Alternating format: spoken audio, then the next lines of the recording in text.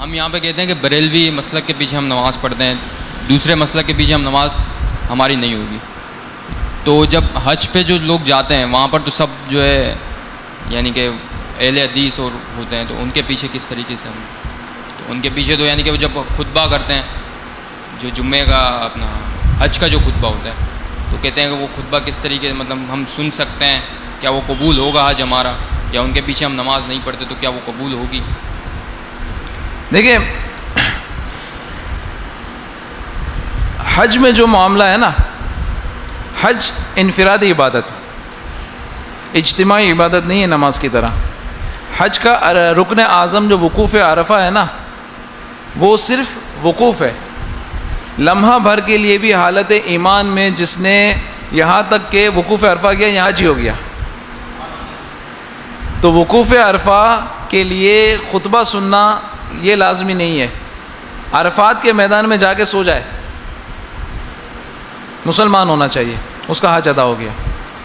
تو یہ وقوف عرفہ رکن اعظم ہے. دوسرے ارکان ہے وہ طواف الزیارہ ہے، اس کی طواف کی پھر وہ صحیح ہے، وہ اپنے جگہ پہ معاملات اور اس پہ کس بات پہ دم آئے گا نہیں آئے گا.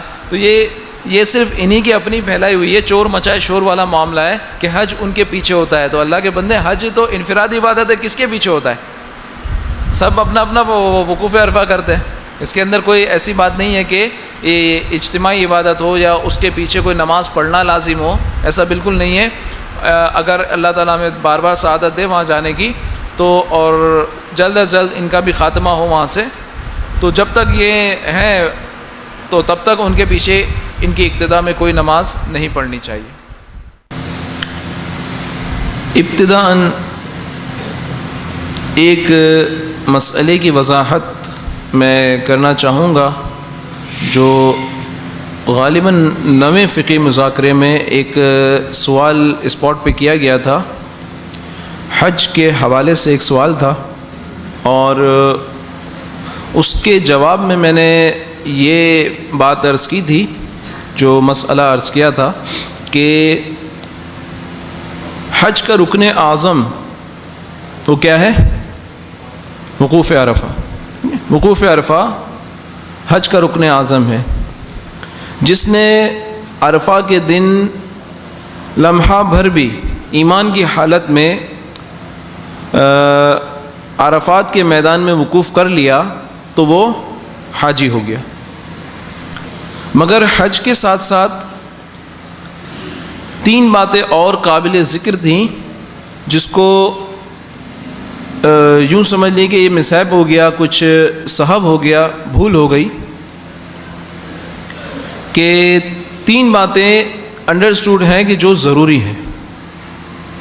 آج اگر آپ زیارات کے لیے عمرے کے لیے چلے جائیں اور زیارت کے طور پر عرفات کے میدان میں گھوم کے آ جائیں تو حاجی نہیں ہو سکتے، اس لیے کہ اس کا وقت نہیں ہے.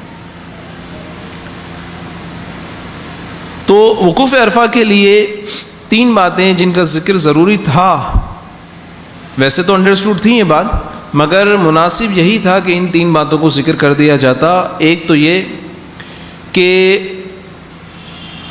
9 ذی الحج، دوسرا اس کا وقت، وہ وقت ہے 9 ذی الحج کی دوپہر ڈھلنے، یعنی ظہر کا وقت جس وقت شروع ہوتا ہے اس وقت سے لے کے 10ویں کی صبح صادق سے پہلے تک یہ وقوف عرفہ کا وقت ہے. اور حالت احرام یہ بھی ضروری ہے، ورنہ تو جتنے حارسین وہاں پہ آپ کو ڈیوٹی پہ نظر آئیں گے میدان عرفات میں، گارڈز وغیرہ یا پولیس کی ڈیوٹی وغیرہ جو دے رہے ہوتے ہیں، وہ سلے ہوئے لباس میں ہوتے ہیں، وہ حالت احرام میں نہیں ہوتے، تو ان کا رکن اعظم وقوف عرفہ تو ادا نہیں ہوتا نا. تو یہ 3 باتیں، اس کو میں یہ حج کی مشہور و معروف کتاب رفیق الحرمین سے مسئلہ پڑھ کے آپ کو صفحہ نمبر 159 159 سے پڑھ کے عرض کرتا ہوں، کیونکہ یہ آج کے زمانے میں جو تالیف شدہ کتب ہیں ان میں الحمدللہ بہترین کتاب ہے. اس میں بشارت کے انوار بھی ہیں، شریعت کی بہار بھی ہے، اور مدینے کا فیضان بھی الحمدللہ. صفحہ نمبر 159 پر ہے، آخری سطر میں آج یعنی 9 ذی الحجہ کو دوپہر ڈھلنے یعنی نماز ظہر کا وقت شروع ہونے سے لے کر 10ویں کی صبح صادق کے درمیان جو کوئی احرام کے ساتھ ایک لمحے کے لیے بھی عرفات پاک میں داخل ہوا وہ حاجی ہو گیا۔ آج یہاں کا وقوف حج کا رکن اعظم ہے، تو یہ رکن اعظم ہے۔ اس کے علاوہ بھی ایک رکن باقی ہے، ایسا نہیں کہ صرف رکن اعظم ادا کرنے سے حج ادا ہو گیا مکمل۔ اس کے بعد ایک اور رکن ہے، وہ کیا ہے؟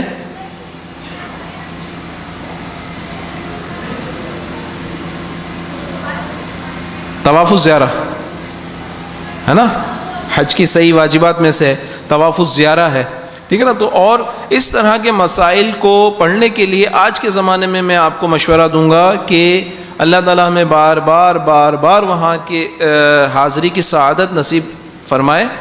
تو حج و عمرے کے اس سے متعلق جب کبھی آپ کا جانے کا سعادت پائیں، اتفاق ہو، تو یہ حرمین سے مراد حرم مکہ اور حرم مدینہ، حرم مکہ اور حرم مدینہ۔ رفیق کے معنی ساتھی، رفیق سفر، رفیق الحرمین۔